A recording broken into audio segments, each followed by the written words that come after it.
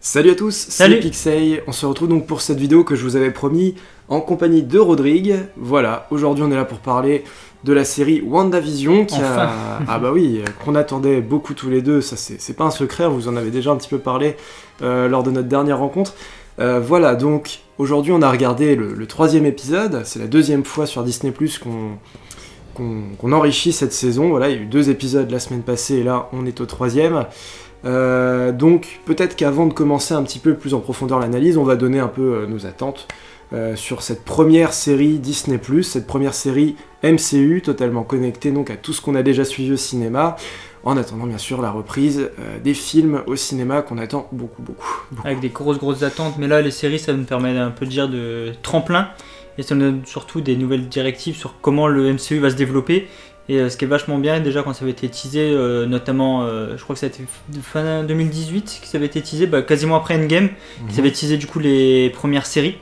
Et au début, moi ça m'avait refroidi, je me disais, il va falloir suivre sur 2 plateformes, il va falloir suivre et au cinéma et sur les séries. Et arrivé là, pour l'instant, je suis plus ou moins convaincu de ce qu'ils font. Après, à voir ce que les prochaines séries vont nous apporter, mais pour l'instant, ça va. Alors moi j'avais été un petit peu curieux à la base sur le procédé de se dire bon, Marvel c'est un format qui marche spécialement bien au cinéma, c'est un risque de le faire continuer en série, surtout qu'on va pas se mentir, les séries Marvel qu'il y avait eu jusque là, qui étaient sur Netflix, un peu sur toutes les plateformes, étaient hormis pas tip-top. Daredevil et Punisher qui avaient très bien marché. Ouais, Après il y a quoi? Il y a eu Luke Cage. Il y en a eu tellement en fait, mais elles étaient un peu, on va dire, un peu séries quoi. C'était des séries de séries. Il n'y avait pas de série propre et particulière comme là peut-être Disney va essayer un peu de proposer du neuf et du lourd. Parce que franchement, bon. moi j'avais déjà vu Agent Carter, on en a déjà parlé. Ouais. Agent Carter c'était sympa, mais ça n'avait aucune existence. Ça apportait pas grand chose en plus. Ah non, pourtant il y avait quand même Peggy Carter, il y avait l'actrice. Il y avait le retour de Howard Stark voilà, aussi. On avait Jarvis qu'on voyait après dans Endgame. Jarvis était très cool dans cette série, vraiment, mais Howard Stark ne servait à rien. Et Peggy Carter était quand même vachement trop noyée dans beaucoup de personnages pour exister, alors que c'était sa série. Et ça c'était un problème je trouve, mais bon. Voilà. Non oui, après... Voilà, donc en tout cas Disney a voulu prendre les choses en main et ça c'est bien, avec des séries maintenant qui vont peut-être avoir un petit peu plus de punch, un peu plus d'impact. Moi c'est comme ça que je le voyais, mais j'attendais un petit peu de voir. Et donc pour les attentes de WandaVision, parce qu'on ne dit plus maintenant Wanda et Vision, moi je disais ça au début, mais c'est WandaVision. Ouais. Et c'est intéressant, d'ailleurs je vais y revenir un peu tout à l'heure. Les attentes, moi, elles étaient particulières dans le sens où, voilà, c'est un projet extrêmement mystérieux, puisque Vision, il est dead dans Infinity War, et on sait très bien qu'il est parvenu dans Endgame, enfin voilà, et Wanda, pareil, elle avait été snappée, donc tout un tas de choses, tu te dis, on repart de quel point de départ? Donc WandaVision, c'est 2 personnages qu'on n'avait pas assez vus, là ça va être centré que sur eux, la prochaine s'appelle Falcon et Winter Soldier, pareil, 2 personnages qu'on n'a pas assez vus, et qui méritent de gagner un peu plus en popularité, et je pense que leur background est à développer encore, et là pour l'instant c'est ce qu'on commence à voir petit à petit en 3 épisodes avec WandaVision. Voilà, on va entrer un petit peu plus dans le vif du sujet. Donc ouais, moi vraiment ma question c'était ça, c'est on part de quel point de départ? Et là avec ces 3 premiers épisodes, on ne le sait toujours pas, vraiment. On ne sait pas comment Wanda a atterri là, pourquoi Vision y est, alors bon, on a forcément... On suppose que c'est un post-endgame en tout cas. Voilà, bien sûr, c'est ça, mais après, faudra quand même attendre la fin de série pour être sûr de... Oui, ça me paraît évident, mais... c'est ce qu'on se disait, c'est qu'on est qu'à 3 épisodes, donc on attend vraiment un peu plus de la série, c'est-à-dire sur la continuité, savoir si vraiment ça va se développer, si ça a vraiment un intérêt pour le MCU, pour se dire oui, c'est une bonne série. Parce que ça c'est sûr, moi j'en suis sûr. Tu vois, à ce stade-là, moi je suis vraiment convaincu, je trouve que la série elle est intéressante, elle est riche en tant que série, en tant qu'objet Marvel, en tant que... Voilà. C'est vrai que... Moi voilà, il n'y a pas de souci là-dessus, c'est juste qu'en fait, le truc, là où ça pose problème, et c'est savoureux, et à la fois ça te perd totalement, c'est que on sait pas encore d'où ça vient. Oui, c'est ça. Et là tu te dis, après 3 épisodes, on a eu plein de petits indices, enfin, on a eu quelques petits indices, mais on est... Attends, dans 2 semaines, on est à la moitié de la série, quoi. Et on sait pas du tout ce qu'ils foutent là. Et c'est ça qui est fort, c'est ce que déjà Kevin Feige avait teasé quand ils avaient parlé de WandaVision. C'est que c'est une série déjà qui va être présentée sous format sitcom. Déjà, je me dis, sitcom Marvel?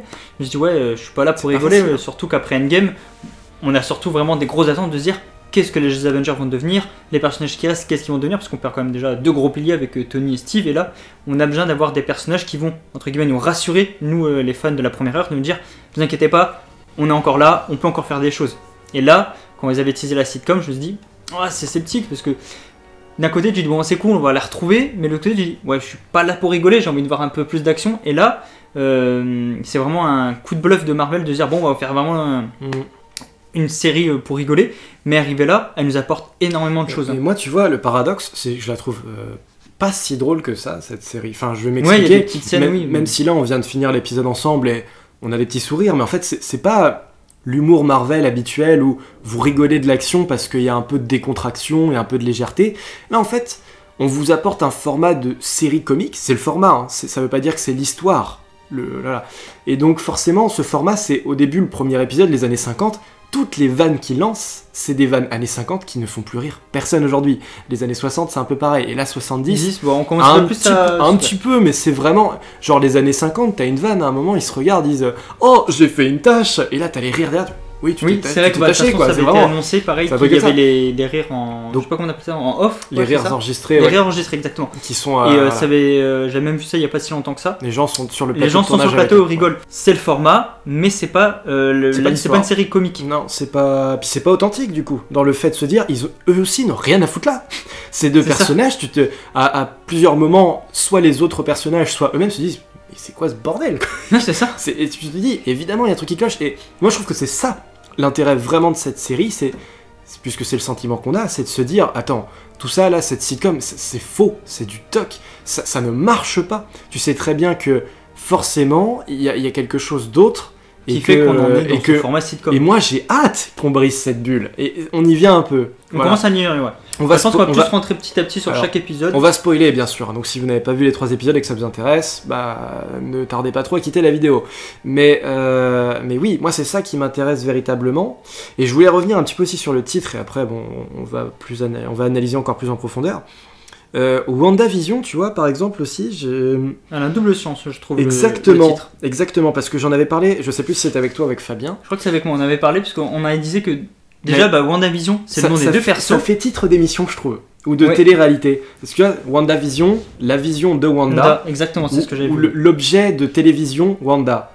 Donc c'est ça, donc ça veut dire que Vision, nous on soupçonne que clairement il est pas là, hein. Il n'a pas été revu, enfin voilà, c'est dans l'imaginaire, ou c'est un objet mystique de la création de Wanda, mais c'est plus le même personnage, il est là, et pourtant il se pose des questions lui aussi, donc c'est pour il a une conscience, c'est ça qui est bizarre. C'est pour ça que c'est super chelou, lui aussi il sent qu'il y a un problème, je sais pas si la pierre de l'esprit a bugué ou un truc, je sais pas, tout ça c'est des questions qui se posent. Après il y a Enfin, ça reste encore à confirmer, il y a une chose qui a été annoncée il n'y a pas si longtemps que ça, c'est par l'acteur lui-même, donc Paul Bettany, celui qui fait Vision, qui normalement, déjà, c'est une petite anecdote sur lui où à la fin de Endgame, il avait été dans les bureaux de Feige, du coup pour revoir et dire salut Marvel, je m'en vais parce que du coup mon personnage est mort, sauf que là ils lui ont annoncé que son personnage allait revenir pour une série.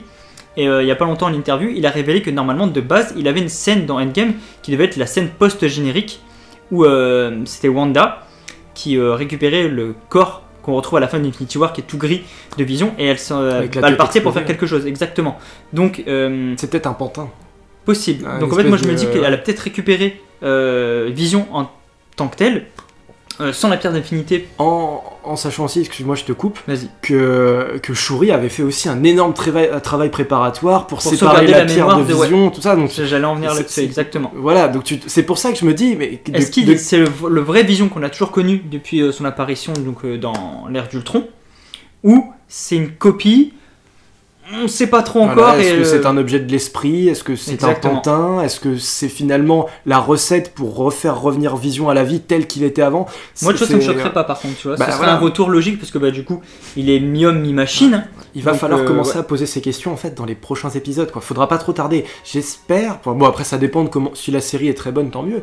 Mais j'espère que ça va pas être des révélations finales de 8e et 9e épisode. Comme on l'avait eu avec la série Mandalorian, puisque la première, je me rappelle qu'il se passait pas grand chose et que c'est sur les 2-3 derniers épisode où c'est ouf quoi, et j'espère que Marvel ne va pas prendre de cette directive, et pour l'instant de ce qu'on en voit on est sur complètement autre chose. Là par exemple la semaine prochaine théoriquement, si j'ai bien compris, on va être un peu dans les années 80. On a vu dans la bande-annonce qu'ils avaient leur vieux costume kitsch des comics. Oui, pour l'épisode... ça va être certainement un truc d'Halloween. C'était Halloween, exactement. Je pense que ça va être ça. Donc on approche un petit peu vraiment de ce que sont vraiment ces personnages, et pas de leur aspect justement déguisés, hein, incorporés dans ce qui ressemble à des sitcoms. Enfin voilà, j'espère qu'on va vraiment approcher un petit peu leur identité, que les gens vont commencer à comprendre, et enfin voilà quoi, que la réalité, la vérité va éclater. Mais ouais, tout ça en fait, c'est ce qu'on disait la semaine dernière. On s'est dit c'est impossible de faire une vidéo ou d'émettre un avis à partir des 2 premiers épisodes. Enfin, c'est très dur. C'était beaucoup trop tôt. Là, aujourd'hui, ça ressemblait un peu à ce que je t'avais dit la semaine dernière. Ça colle un petit peu genre Happy Days. Voilà, tout ce qui est les 70 shows, tout ça, ouais. Là, voilà, les années 80, je sais pas ce que ce sera, mais bon, je pense que dans les années 90, ce sera un truc genre Friends en 2000. Enfin voilà. Ouais, ça plus sur les 90, tout ça, exactement. Donc c'est pour ça qu'il y a aussi ce respect de se dire, t'as vraiment l'objet. L'aspect vraiment des sitcoms télévision des années, ouais, exactement. T'as l'impression de regarder un truc qui a été préparé ou je sais pas qui a été fait. C'est vraiment The Truman Show. C'est vrai que c'était important pour moi aussi d'en parler parce que c'est vraiment, et ça se voit encore plus aujourd'hui avec l'épisode d'aujourd'hui, c'est vraiment The Truman Show. Pour ceux qui connaissent, on est à fond là-dedans. Je sais qu'il y a d'autres références qui ont été aussi données par rapport à la série, par rapport à d'autres choses. Enfin voilà. De toute façon, ça va être une série Marvel qui rendait hommage toutes les sitcoms et toute l'évolution des séries au fil des années. Donc du coup là, c'est ce que je disais sur le premier épisode, on commence dans les années 60. Du coup on retrouve Wanda et Vision qui arrivent du coup dans leur petite maison. Tout est idyllique, ils viennent de se marier. Vision travaille dans un bureau. Wanda, c'est du coup c'était les mœurs de l'époque, c'était la femme au foyer, elle fait ménage, elle fait à manger, tout ça. On sent que Vision, il se pose des questions, il est un peu en retrait, parfois il fait une tête genre pitié, mais non pas de faire ça. Et il reprend son apparence de Vision, parce que c'est vrai que tout le long de l'épisode, il a son apparence entre guillemets de. Là t'as vu, elle lui a fait une belle cachotterie aujourd'hui, hein, dans l'épisode d'aujourd'hui. Genre je l'ai dégagée, elle est repartie chez elle, elle ne lui a pas dit.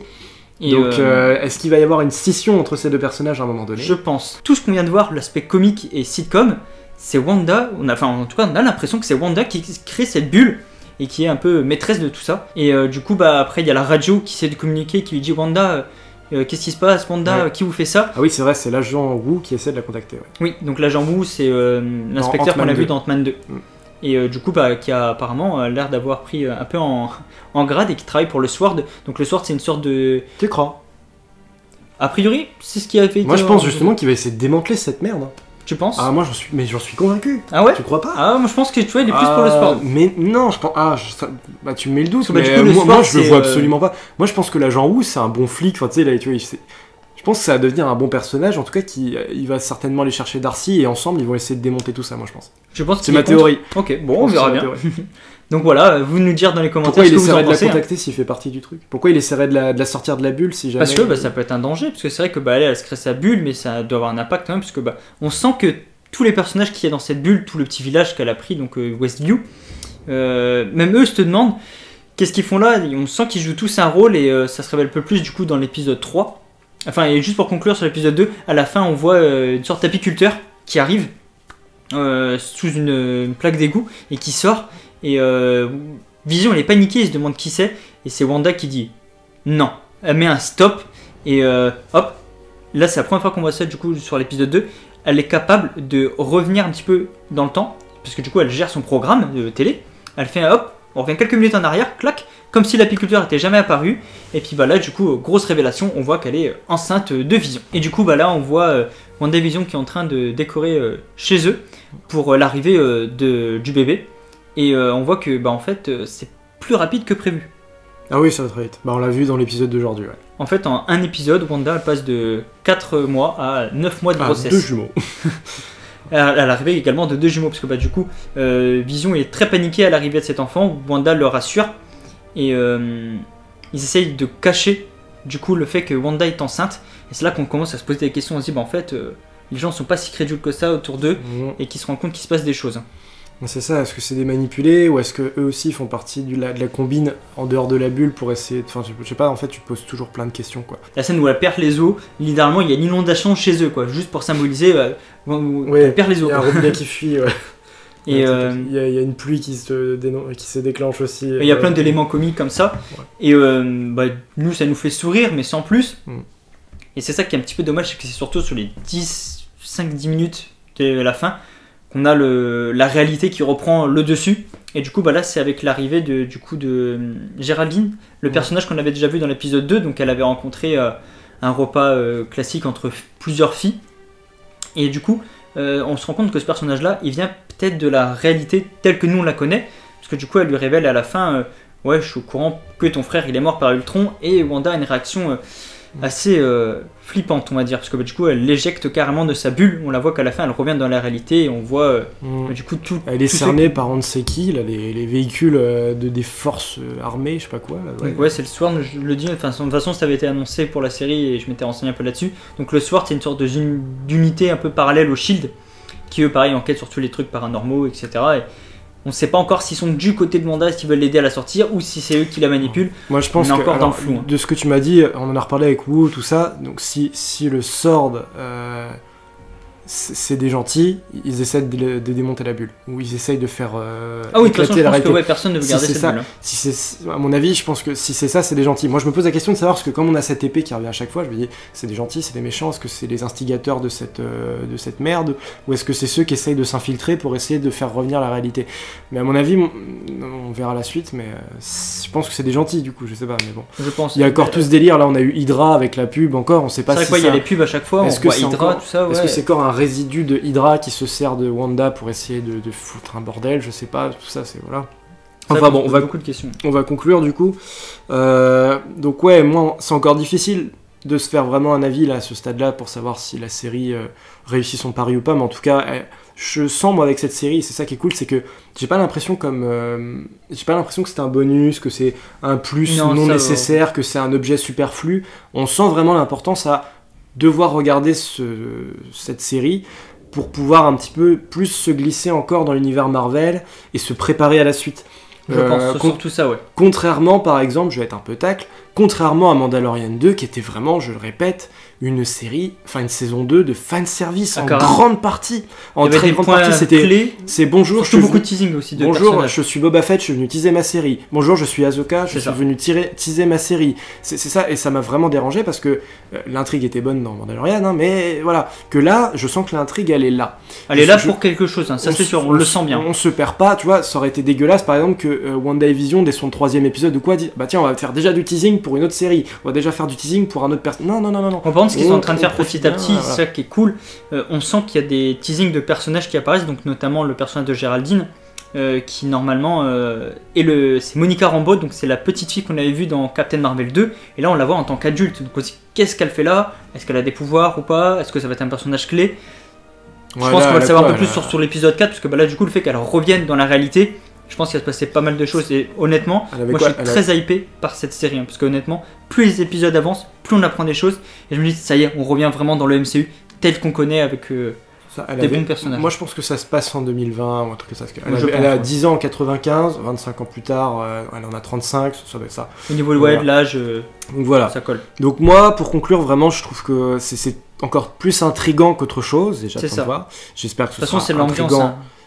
Ouais, j'espère que ce sera intriguant dans le positif. Moi, je pense que c'est cool. C'est bien parti pour l'instant. C'est référencé, c'est respectueux, c'est intéressant. Mais c'est encore trop tôt pour se dire waouh, t'as vu, c'était cool et tout. Moi, j'adorais ce passage. Tu sais pas encore. Tu sais clairement pas. Et c'est une série qu'on joue de notre non-savoir, de ce complot. Elle joue avec notre patience, surtout parce que quand tu vois qu'on a un épisode par semaine, en plus, c'est des épisodes très courts. Je crois qu'il n'y en a pas un qui a dépassé 40 minutes pour l'instant. Et on se dit, on en finit l'épisode, on a un petit arrière-goût de dire putain merde, j'aurais bien voulu encore un petit peu plus. Et le pire, c'est que je trouve que cette série, d'une façon ou d'une autre, est terriblement actuelle. On est enfermé, on ne sait pas pourquoi, on ne sait pas comment s'en sortir, on ne sait pas quand est-ce que la vie normale reprendra. Et eux, c'est pareil. C'est WandaVision, mais voilà, nous on n'a pas le côté paranormal, mais on a tout ce bordel, on se dit mais c'est quoi ce délire quoi. Voilà, tu comprends plus ce qui t'arrive. Et vraiment c'est ça. Donc voilà ma conclusion. Rien que pour ça, c'est déjà assez réussi en soi. Si je pense qu'honnêtement, pour l'instant, on est sur une bonne partie qui est bien réussie pour l'instant. 3 épisodes, ça fait un peu court pour donner mon avis également, de me dire si c'est une très très bonne série, mais pour l'instant je suis confiant de ce que Marvel fait et j'en demande encore et encore, et j'ai hâte de voir ça. Sachant qu'en plus je cache pas que Wanda c'est un personnage que j'aime beaucoup, que ce soit dans les comics ou dans les films, et je pense que c'est un personnage qui avait besoin de cette série pour s'émanciper, on va dire, des Avengers et pouvoir se développer un peu plus. Et de toute façon je pense que c'est surtout un teasing pour ce que la phase 4 va nous réserver prochainement, que ce soit au cinéma ou dans les séries. Voilà, donc on reprendra certainement cette série quand elle sera conclue pour pouvoir donner un avis plus global et pouvoir enfin comprendre quel était son but et ses véritables enjeux. Voilà, donc on se retrouvera avec Rodrigue pour ça. En attendant, il n'est pas impossible qu'on vous fasse aussi la suite de la rétrospective ensemble, voilà, pour ce qui est de Marvel MCU, voilà, notre rétrospective. Et puis voilà, pour les autres vidéos que vous connaissez déjà, moi je serai là également. Et voilà, on se donne rendez-vous donc pour tout ça. On se dit à très vite, à la prochaine. Et puis voilà, n'oubliez pas la chaîne de Rodrigue aussi, Rodrigue Pokémon Trainer, je te la remets aussi en description. Merci. Et puis voilà, à la prochaine, merci à tous. Salut tout le monde.